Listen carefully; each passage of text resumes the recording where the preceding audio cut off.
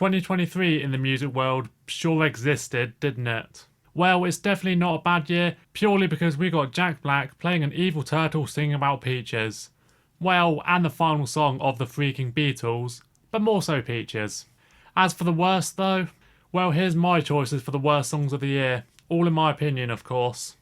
If a song came out in the previous year but gained most of its success this year, and let's not forget I'm from the UK, which can be a bit behind the times with this sort of thing, then it's allowed on the list. I'm Golden Ninja Vlogspot, please leave a like and give me a subscribe, and you can also follow me on Album of the Year. Right, let's kick off the shit list. Now what I want everybody to do right now is report to the dance floor. Starting the list off, Mr. Worldwide. The 42-year-old connoisseur of dumb, fun dance pop made a comeback this year that nobody knew about, because I guess the industry has moved on. But is this a hidden gem that simply lacks recognition? Ha ha ha, is it f***? It kicks off a recurring trend you'll see in this list, and a recurring cliche of pop music this year. Extremely lazy sampling. And first up we have a poor rehash of What's Up by 4 Non-Blondes. I've got to be honest, I've never liked that song, I've always found it pretty annoying. But god, it seems like a masterpiece now, doesn't it? The dog shit interpolation opened the song with Pitbull delivering his words of wisdom on top of it, and this just delves into a generic club pop song that suddenly makes the ironic enjoyment of Fireball and Timber seem unironic.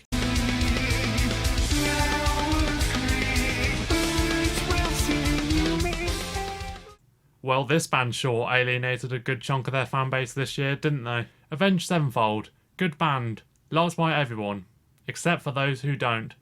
And their album this year was extremely polarising.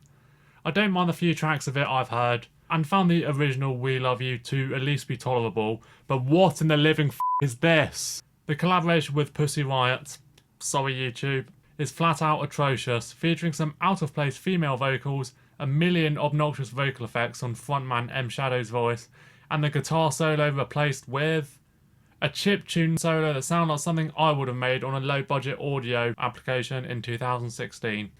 The whole song resembles a 7-year-old drunk on power fiddling with his dad's DJ set. Now, if only there was a well-known Avenged Sevenfold song title to describe this song. If only.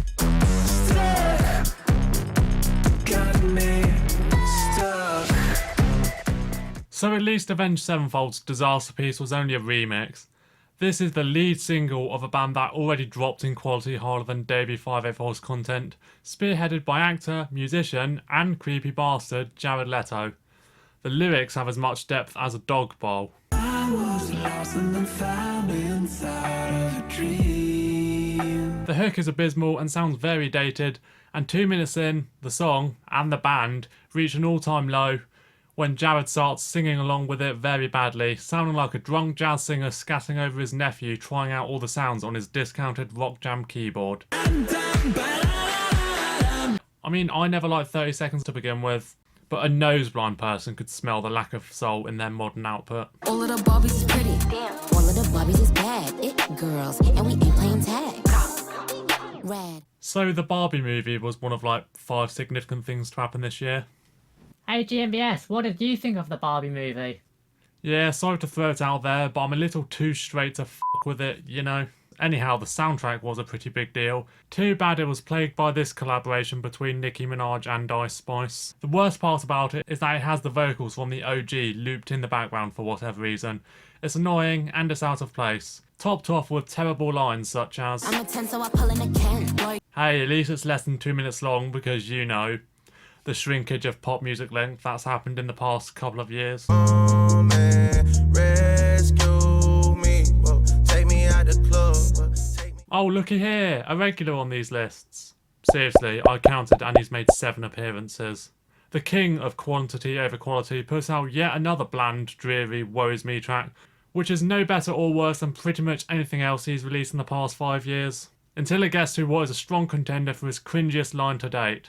Don't know how to express my love, that's why American express my love for you. And annoyingly, I can play a sample of that because he drags out the word express so much through terrible auto-tune that it would get the video demonetized and possibly blocked. As for one I can play, I know I'm a pit bull, but darling, mommy. This isn't even a Pitbull entry. Jesus Christ. I am your mother. You listen to me. Stop all the mansplaining. No. Meghan Trainor, back at it again, and back at it with the sockage. I could literally just repeat everything I said about Made You Look last year, but now with a terrible sample of Mr. Sandman by the Chordettes. Hey look, sampling is not inherently bad, but it's what you do when taking something from another song. And what does feminist icon Meghan Trainor do? That was clearly sarcasm if you couldn't tell. Well, she uses the term mansplaining in a song, that's pretty bad, and then uses the sample in this way. You just hey. Very clever. It's lazy, it's preachy, it's downright disgraceful. Remember how peaceful the music industry was without her? Baby, gon' give me your lo. Calm down. A song that I originally had as an honourable mention because it came out in 2022. But I decided to bump it on the main list, one, because of a technicality since it peaked in the UK singles chart this year, well, specifically the Selena Gomez version, and two, because I wanted to trash it. Oh, but GMBS is such a groundbreaking moment for African artists, and it broke so many records. Cool. Do you want to know what that change is? Nothing. It's a horrendously monotonous song that sounds like it could be used in a torture chamber, and that post-chorus is grating. This version features the unsalted crisps in white bread sandwich brand pop star Selena Gomez. Well, surprisingly, when she comes in, it's a relief because Rema sounds like shit. Also, how dare you besmirch the name of Fanta like that? When the smoke cleared, every girl in the whole land woke the fuck up and started making demands. Well, now this list is getting a little predictable since this is one of the biggest punching bags of the year, despite not even having a Wikipedia article. Fun little tidbit there. And deservedly so, because this attempt at a female empowerment song is nothing short of laughable. Meghan Trainor, you're off the hook. It kicks off with a backing track that sounds like an AI making a Goldfrapp song, and then bursts into a crappy pastiche of pop punk. So much so that the chorus literally rips off I Don't Care by Fall Out Boy.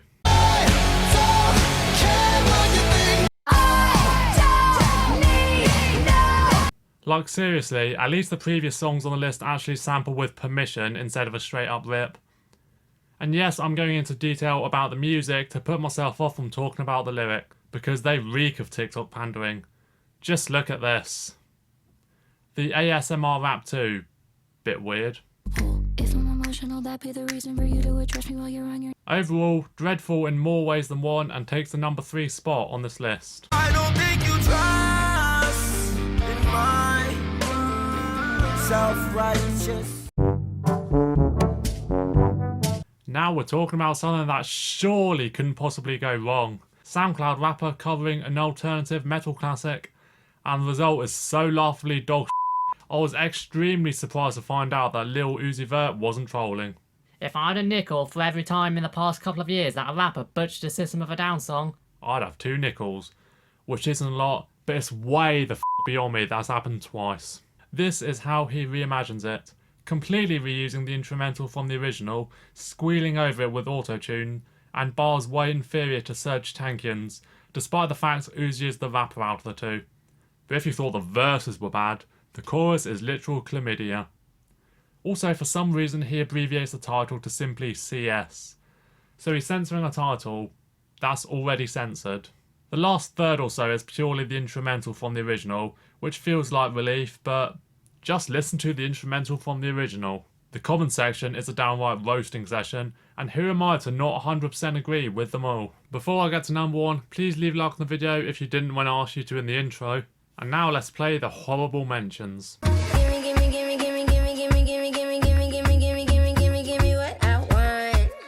Sam Smith starting the year on a low with this steaming turd pile. Well, to be fair, they're not the problem with the song, it's Jessie Ray's unbearably repetitive hook.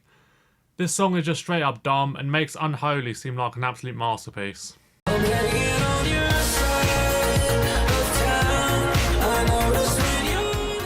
I feel like it's become a trend in these videos to reserve one spot to an artist I actually really like. But what the hell is this? Starting off with an instrumental lifted from a Pet Shop Boys or Depeche Mode track, the song devolves into an auto-tune mess that makes me feel bad for being underwhelmed by their previous album.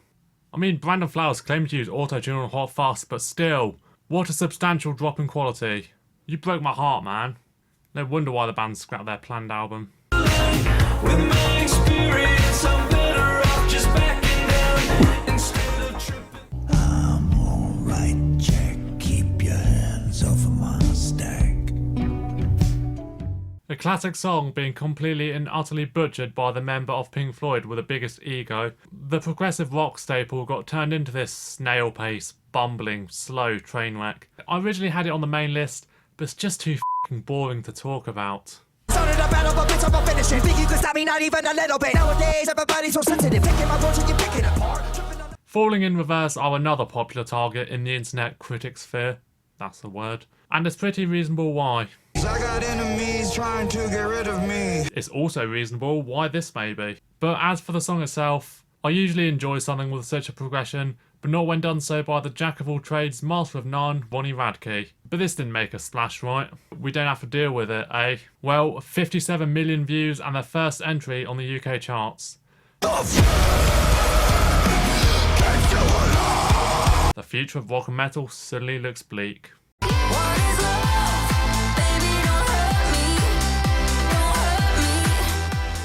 And concluding the sample-infected nightmare of this list, it's David Racism Ender Guetta taking a baguette-sized shit on a dance classic.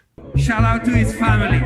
Once again, just like last year, except this time it feels more offensive because at least Blue Dabba Dee is, let's be real, a novelty hit. What Is Love is a genuinely great song that makes up for its cheese with pure joy and pure hooks. Also, the vocalist on I'm Good may be kind of soulless and has never really broken out, and for good reason. But BB Rexa is still leagues above who I can only describe as the national trash and Marie. Also Coily Ray, who made this shit. It's my body, I can fuck who I want to. Anyhow, these three join forces to create something truly evil. The signature riff is nothing like the cheesy but tuneful organ in the OG, instead sounding like an EDM song from last decade. And remember when David made good EDM like Titanium? It sucks, makes me miss the glory days of his actual good songs like Titanium. Overall, the song may not sound as bad as some of the others I've ripped to shreds in this video, but the sheer gall of it confines it to the spot. There, done. That's my list. Please comment your thoughts and your personal worst songs of the year. Keep everything respectful. I've been Gold Ninja Vlogspot. Thanks for stopping by.